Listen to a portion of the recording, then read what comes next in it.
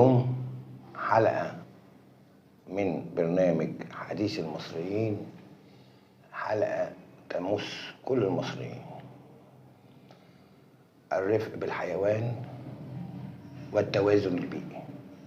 التوازن البيئي مطلوب والرفق بالحيوان مطلوب، وزي ما قلنا في حلقات سابقة قبل كده انه مفيش ما يجرم او يحرم قتل الكلاب الضالة. ماشي، النهارده انا طالع اسأل بعض الاسئلة البسيطة لبعض الناس اللي بتتكلم في الرفق في الحيوان. الاول، استجابة للحلقات السابقة، قام السيد رئيس مجلس الوزراء بإصدار قرار، والقرار يعادل الصيغة التنفيذية لقانون حيازة الحيوانات الأليفة. القرار صدر برقم 1731 لسنة 25. هو القرار صدر كلائحة تنفيذية للقانون حوزة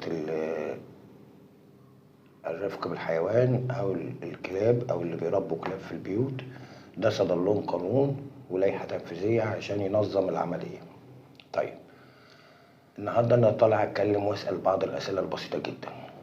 لما أفاجأ إن واحدة بتتكلم وبتقول الأزهر واقف معانا، والأزهر متبني وبيطلع فتوى بعدم قتل الكلاب والتوازن البيئي، وكل الناس بقت بتتكلم عن التوازن البيئي. التوازن البيئي اختل. السبب فيه هو احنا، السبب فيه هو الاساتذه اللي بتتكلم عن الرفق بالحيوان. انا ما بقولش لحد ما تحطش ميه لقطه او لكلب يشرب، لكن بقول له ما تحطش لقطه اكل تاكل. هتقولوا عليا كأسامة مجنون، وانا سعيد جدا ان انتوا التعليقات اللي انتوا بتبعتوها لي ان كانت ضدي او معايا، وبشكر كل الناس عموما على التفاعل. لكن انا طالع بوضوح اتكلم في قضيه مهمه جدا، وهي التوازن البيئي. التوازن البيئي، القطه النهارده لما انا باكلها اجيب لها شويه مصارين او رجول فراخ او وانا اللي باكلها، ما بتجريش ورا فار تاكله، يبقى اصبح ما فيش حاجه اسمها توازن بيئي. انا اللي خليت بالتوازن البيئي. من التوازن البيئي ان القطه تاكل الفار، فانا كانسان انا مستفيد، اصبح في توازن بيئي. القطه سعيت ان هي تاكل فاصطادت فار فكلته، لكن لما انا اجي اديها رجول فراخ او مصارين جايبها من عند محل فرارجي او واديها لها تاكلها، يبقى هي ما تعبتش في الاكل. لو عدى من قدامها فار مش هتعبره، مش هتجري وراه وتصطاده، اللي هي المهمه اللي مخلوق علشانها. يا جماعه، تداخل البشر، ربنا ادانا السيطره على البيئه اللي هو خلقنا فيها، ده حلو، لكن ما قالناش ان احنا نخرب البيئه اللي احنا موجودين فيها. احنا بتعاطفنا مع الحيوانات الأليفة اللي كانت القطط أو الكلاب الضالة اللي في الشارع، بنبوظ المجتمع اللي احنا عايشين فيه. هم اتخلقوا لرسالة مهمة، إن القطة تاكل الفار.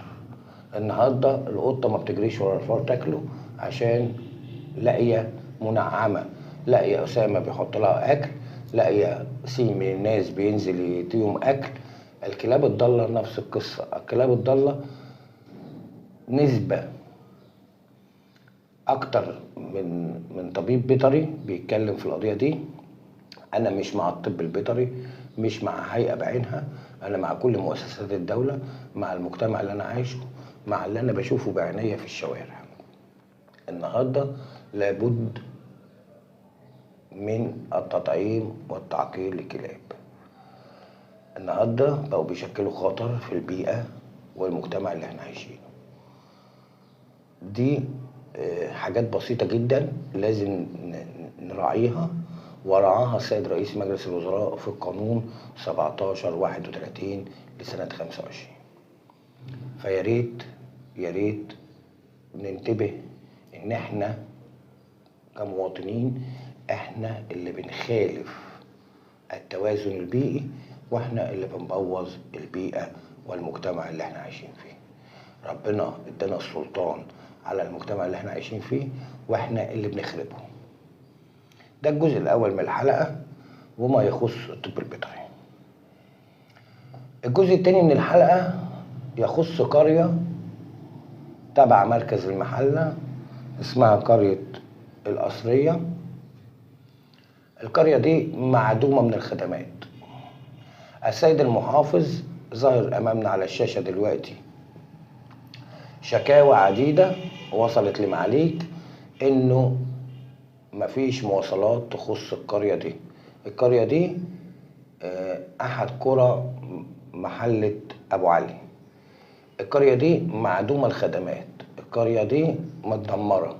أولا عشان أشكر، لا أنسى إن أنا أشكر السيدة الصحفية والنائبة المحترمة سامية توفيق لوقفتها مع أهالي القرية، وإن هي اتكلمت مع السيد المحافظ اللواء أشرف الجندي محافظ الغربية في ذلك القرية وفي خدمات القرية، وسخرت من خدماتها للقرية دي كتير.